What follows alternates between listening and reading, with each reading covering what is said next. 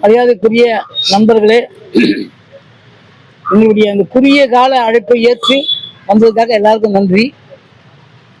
இந்த பிரஸ் மீட்டோட நோக்கம் என்னன்னா, நண்பர் ஸ்ரீராம் ராஜு இவர் பேரு.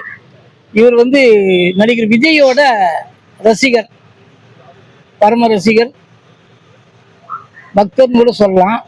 அவர் மேல அவ்வளவு நேசிப்புள்ளவர். அவர் படம்னா இவர் தொடர்ந்து ஒரு படம் ஏதோ போய் பார்க்குறவர் 50 வாட்டி அந்த தேட்டர் தொடர்ந்து போய் பார்க்குறவர். அப்படி அவர் மேல ஒரு பிடிப்பு, பாசம், அவர் மேல ஒரு அன்பு, ரசிகரை தாண்டி இருக்கக்கூடிய ஒருத்தர் அவரு. இப்போ திடீர்னு விஜய் அந்த படத்தை வள்ளியப்பன் அப்புறம் பேசுங்க, அந்த அவரு திடீர்னு இப்ப நான் நடிக்கல, நான் அரசியலுக்கு போறேன், இது ஜனநாயகம் தான் லாஸ்ட்ன்னு சொல்லிட்டாரு. சொன்னதுக்கு அப்புறம் இவருக்குலாம் ஷாக். இவர மாதிரி ரசிகர் எல்லாருக்குமே பெரிய ஷாக்கு, அதிர்ச்சி. என்னன்னா திரும்பி வரமாட்டார், திரும்பி நம்ம பார்க்க மாட்டோமான்னு ஒரு ஃபீல், ஏக்கம் இவங்களுக்குள்ள இருக்கு. அதனால இவர் இப்ப என்ன இவருடைய முடிவுன்னா, இப்ப வரப்போற ஜனநாயகனை தொடர்ந்து இனிமே பார்க்க போறது இந்த ஒரு படத்தையாவது நம்ம தொடர்ந்து பார்க்கணும். எங்கெங்க ரிலீஸ் ஆகுதோ, தமிழ்நாடு, கேரளா, ஆந்திரா, கர்நாடகா எங்கெங்க ரிலீஸ் ஆகுதோ, எந்தெந்த மாவட்டத்தில் ரிலீஸ் ஆகுதோ அந்த ஊருக்கெல்லாம் போய் ஒவ்வொரு முறையும் போய் உட்காந்து எவ்வளவு நாள் அந்த 34 மாவட்டம் தமிழ்நாட்டில் அந்த 34 மாவட்டத்தில் இருக்கிற தேட்டர்லயும் அந்த படத்தை பார்க்கணும். அதே மாதிரி கேரளா 14 மாவட்டம், அதே மாதிரி அந்த கேரளாவில் போகிறது, அது மாதிரி எல்லா ஊருக்கும் நான் போக போறேன், அவர் படத்தை பார்க்க போறேன். அதே மாதிரி அந்த விஜய் ரசிகர்களும் அவங்களும் கண்டிப்பா அதை ஏத்துக்குவாங்க. எனக்கு ரொம்ப வேதனையா இருக்கு அவரு இதோட வரமாட்டேன்னு சொன்னது. அதனால இந்த படத்தையாவது முழுமையா நான் பார்க்கணும். அவர் கூட அவர் தொடர்ந்து எல்லா படத்தையும் பார்த்த மாதிரி ஃபீல் எனக்கு கிடைக்கும், ஒரு சந்தோஷம் கிடைக்கும். இதை நான் பிரஸுக்கு சொல்லிட்டு போனேன்னா எனக்கு ஒரு அங்கீகாரம் கிடைக்கும், தியேட்டர்லயும் மரியாதை கிடைக்கும், ரசிகர்கள்கிட்டயும் ஒரு அங்கீகாரம் கிடைக்கும்.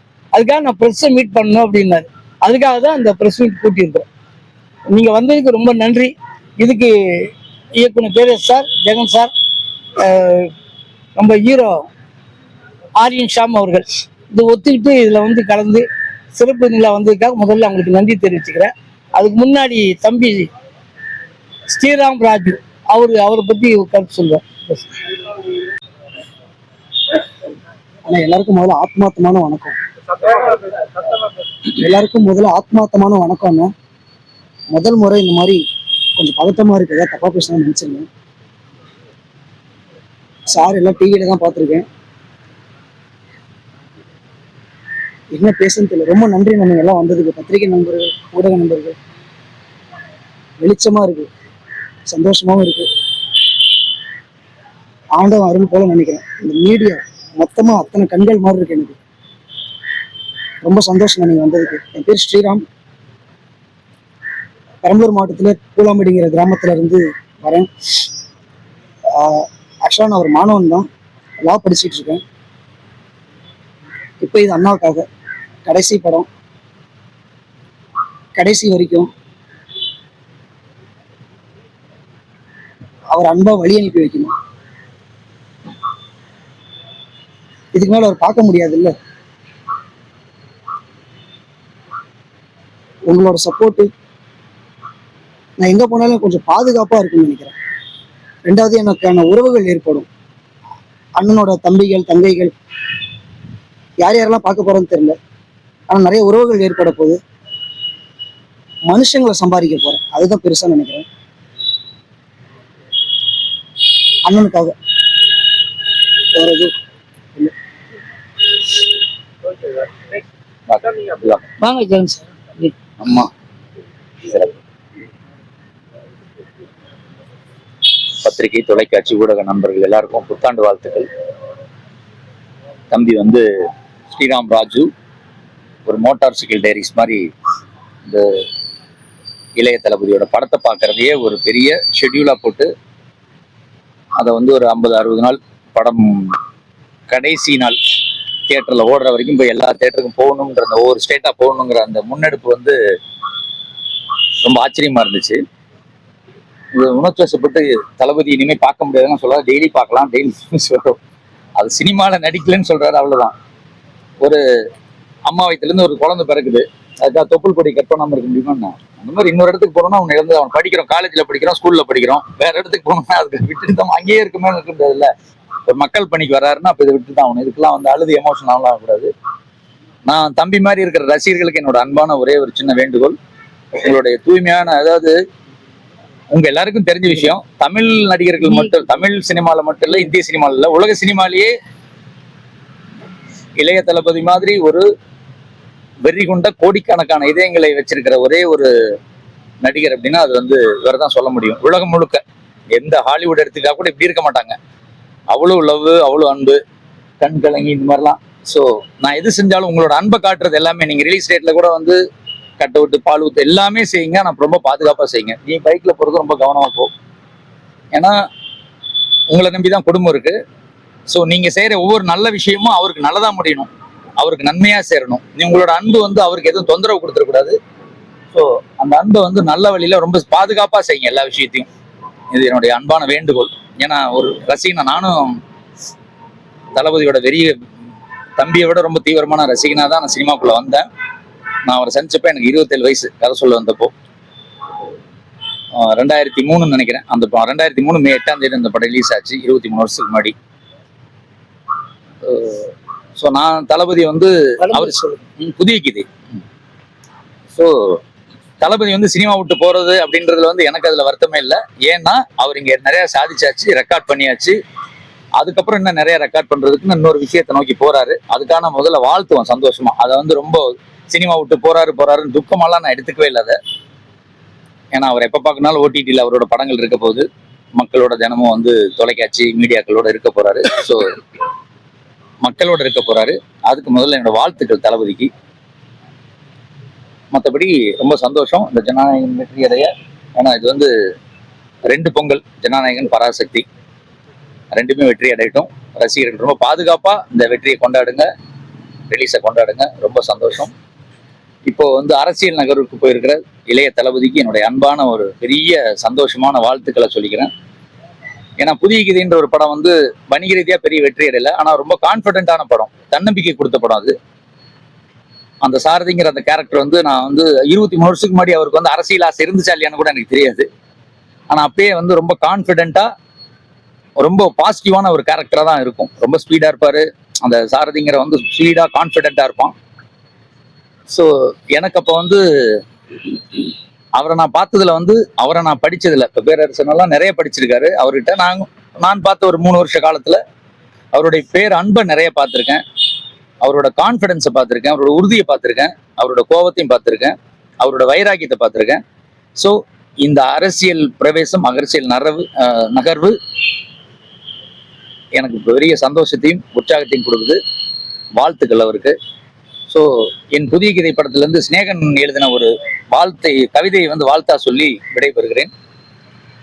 அது தளபதி அவர்களால் பேசப்பட்ட வசனம். அது வந்து ஐஐடியில வந்து, சென்னை ஐஐடியில வந்து ஒரு 15 நிமிஷம் செல்ஃப் கான்ஃபிடன்ஸ்க்கு அந்த படத்தோட முக்கியமான போர்ஷன்லாம் வச்சிருந்தாங்க. அதுல ஒரு கவிதை தான் அது. நண்பனே, நாளை முதல் விடியலை நீ எழுப்பு, பகல் 2 கேள் பகைதனை பாடு, வானுக்கு மையம் பார், காற்றுக்கு கால்கள் பார், இதயம் போல் உலை, இமைகள் போல் கலை, உன்னிடத்தில் நியாயம் கேள், உலகுக்கு நீதி சொல், காற்றை வடிகட்டு, கடல் நீரை வாய்க்கு பழித்து துப்புவிடு, நிலவை நிறம் மாற்று, நிலத்தை விரிவு செய், நேரத்தை அயர்வை, தூக்கத்தை குறை, 5வது வேதம் சொல், 6வது பூதம் கேள், 7வது அறிவை தேடு, 8வது பிறவியேடு, 9வது திசைகள் தர, 10வது கிரகம் பெற, பட்டாம் பூச்சிக்கு பண்ணைவை, வயது முதிராமல் நிமிர்ந்ததில் பூமியின் வேகம் கேள், அதற்கு முன்னால் ஓடு, நேரத்தை விட வேகமாய் நட. இளைய தளபதிக்கு என்னுடைய அன்பான வாழ்த்துக்கள். நன்றி.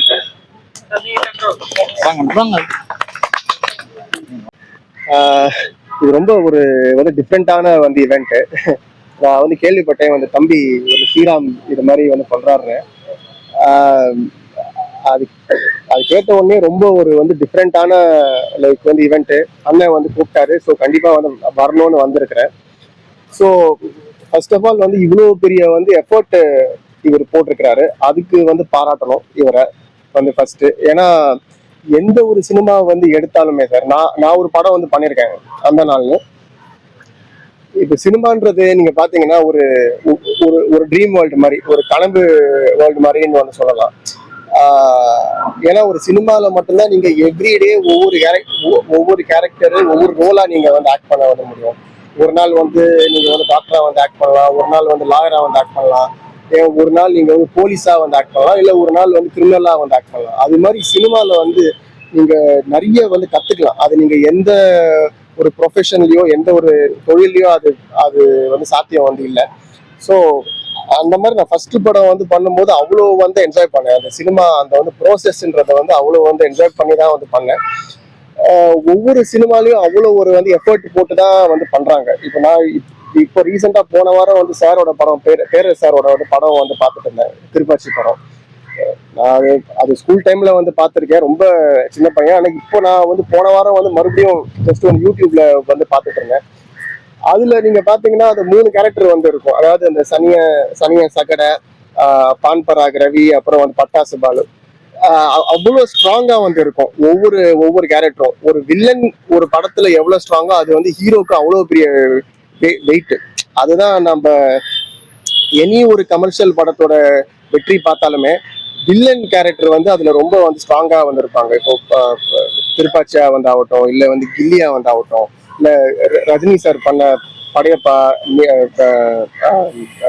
இப்போ வந்து சிவாஜி, எல்லா படத்துலயும் நீங்க பாத்தீங்கன்னா அந்த வில்லன் கேரக்டர் ரொம்ப வந்து ஸ்ட்ராங்கா இருக்கும். அப்புறம் சாரோட படம் புதிய கீதை வந்து அது வந்து நான் ரொம்ப சின்ன வயசுல வந்து பாத்துருக்கிறேன். அது வந்து மோட்டிவேஷனுக்கான வந்து படம். அந்த வந்து சாரதின்ற ஒரு வந்து கேரக்டர் வந்து எந்த அளவுக்கு ஒரு பாசிட்டிவ் திங்கிங்ல வந்து இருப்பாரு, ஒரு பாசிட்டிவ் திங்கிங்னால எப்படி அவரோட விதியே வந்து மாற்றாருன்னா வந்து ஒரு கதை. அதுவும் ஒரு அருமையான அந்த ஸ்டோரி. ஐ திங்க் வந்து அமிஷா பட்டேல் வந்து பண்ணியிருப்பாங்க அதுல. ஸோ இதுல நம்ம என்னதான் ஒரு எஃபர்ட் போட்டு ஒரு படம் வந்து எடுத்தாலும் கடைசியா அந்த படம் வந்து வெற்றியா தோல்வியான்றது வந்து ஒரு ரசிகன் தான் அதை வந்து இது பண்றான். ஒரு ரசிகன் வந்து பாத்தீங்கன்னா அவர் வந்து எதுவுமே எதிர்பார்க்காம ஜஸ்ட் ஒரு படத்துக்கு போயிட்டு அவ்வளோ ஒரு லைக் வந்து அன்பை வந்து காட்டுறாங்க. இன்னைக்கு ஒரு ரசிகன் காட்டுற ஒரு அன்புனாலதான் இன்னைக்கு விஜய் அண்ணா வந்து நெக்ஸ்ட் கோட்டைக்கு போற வந்து லெவல்ல வந்து இருக்கு. ஸோ இன்னைக்கு சினிமால வந்து ஒரு மிகப்பெரிய அஸ்திவாரம் வந்து சொன்னீங்கன்னா லாஸ்ட்ல அந்த ஃபேன் தான், ரசிகன் தான். அந்த வந்து ரசிகன் கொடுக்குற ஒரு ஒரு வந்து அன்புனாலதான் இன்னைக்கு சினிமா வந்து போயிட்டு இருக்கு இப்படி. ஸோ இவர் பண்ற முயற்சிக்கு ஒரு பெரிய வாழ்க்கை சொல்லி நான் வந்து ஆசைப்படுறேன்.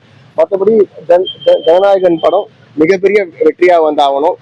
விஜய் அண்ணாக்கு அரசியல்ல ஒரு பெரிய வெற்றியா அமைஞ்சு ஒரு பெரிய பிளேஸுக்கு போகணும்னு வாழ்த்துக்கிறேன். நன்றி.